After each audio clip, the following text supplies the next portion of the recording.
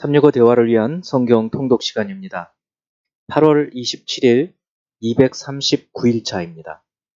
오늘 읽으실 말씀은 예레미야 30에서 31장이고 묵상하실 본문은 예레미야 30장 1에서 11절입니다. 말씀의 개요입니다. 예레미야 26에서 45장은 바벨론의 1차 침공 전후부터 4차 침공과 유다의 멸망 직후까지의 사건과 예언을 다루고 있습니다. 그 가운데 26에서 33장은 바벨론의 605년의 1차 침공부터 588년 4차 침공 전까지 있었던 사건과 예언들이고 34에서 45장은 바벨론 군대의 예루살렘 함락 직전 직후 있었던 사건과 예언들입니다. 28장의 성전 설교와 29장의 편지를 통한 예언 이후 30에서 31장은 위로의 책으로 심판 후에 있을 회복에 대한 예언들입니다. 30장 1에서 11절은 이스라엘과 유다가 징계받아 포로된 곳에서 살아가게 될 날이 와서 태평과 안락을 누리게 될 것을 예언한 것이고 12에서 17절은 유다의 죄로 인한 징계를 상처로 비유하면서 새 살이 돋아나게 해서 고쳐줄 것이다 라는 예언입니다. 18에서 22절은 포로에서 돌아와 폐허가 된 성읍이 건축되고 감사하고 즐거워하게 될 것이고 하나님과의 관계가 회복될 것을 예언한 것이고 23에서 24절은 하나님의 진노가 그 뜻한 바를 이루기까지 돌이키지 않을 것이라는 그러한 선언입니다. 31장 1에서 6절은 안식을 얻어 시온의 하나님께로 갈 날에 대한 예언이고 7에서 9절은 주의 백성을 회복해서 돌아오게 하실 것에 대한 선언 10에서 14절은 이방인들이 이스라엘을 구원하신 여호와 하나님의 행하심을 선포할 것과 그때의 기쁨을 다루고 있습니다.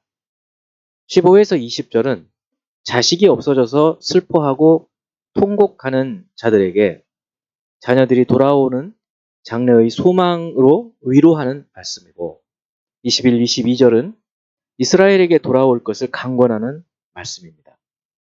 23에서 25절은 예레미야가 꾼 꿈을 통해 하나님의 계시를 받고 또 그 내용이 상쾌하고 만족하게 하는 것이었다는 그런 말씀이고 27에서 30절은 이스라엘과 유다를 무너뜨린 것처럼 다시 세우고 심으실 것이라는 예언이고 31에서 34절은 하나님이 이스라엘과 유다 집과 맺을 새 언약에 관한 것입니다. 35에서 40절은 회복된 이스라엘을 영원히 세우실 것이라는 예언입니다.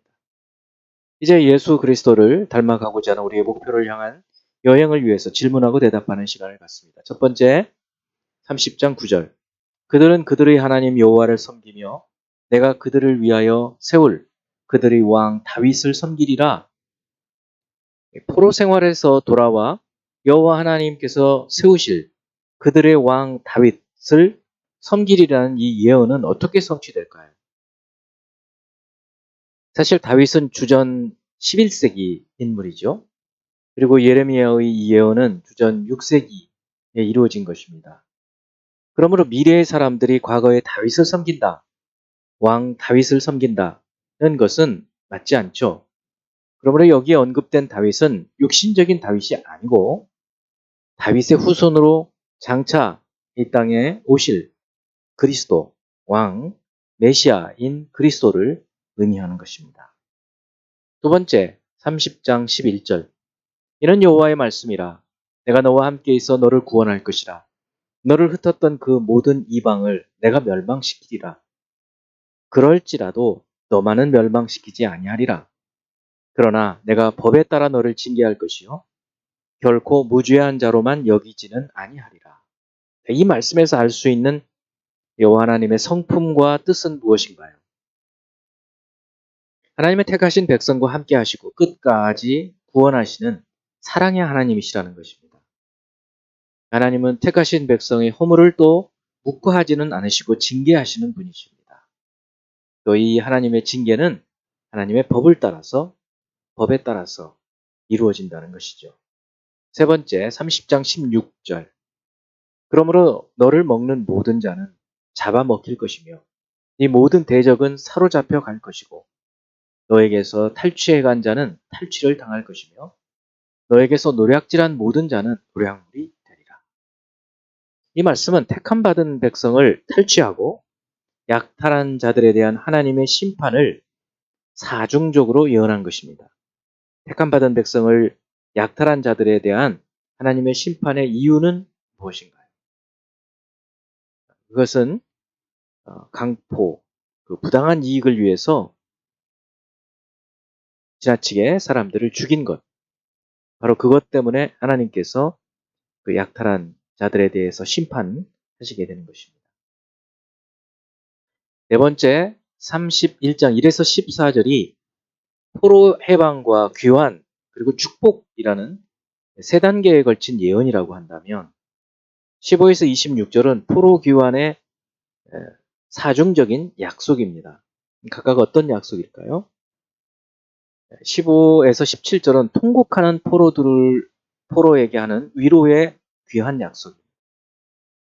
18에서 20절은 징벌을 탄식하는 포로를 불쌍히 여겨 돌아오게 하신다는 약속이고 21, 22절은 돌이키면 새 일을 창조하여 귀환하게 될 것이라는 약속이고 23에서 26절은 포로 귀환 때의 기쁨을 말씀하시므로 포로 귀환을 약속하시는 그런 약속입니다. 다섯 번째 31장 22절 반역한 딸아 네가 어느 때까지 방황하겠느냐 여호와가 새 일을 세상에 창조하였나니 곧 여자가 남자를 둘러싸리라. 이 반역한 딸은 누구를 비유하고 여자가 남자를 둘러싼다는 것은 어떤 의미일까요? 반역한 딸은 하나님을 저버린 이스라엘을 의미합니다. 또 여자가 남자를 둘러싸리라는 말은 여자는 이제 비유적으로 이스라엘을 표현한 것입니다. 그리고 남자는 강한 여호와 하나님을 상징하죠.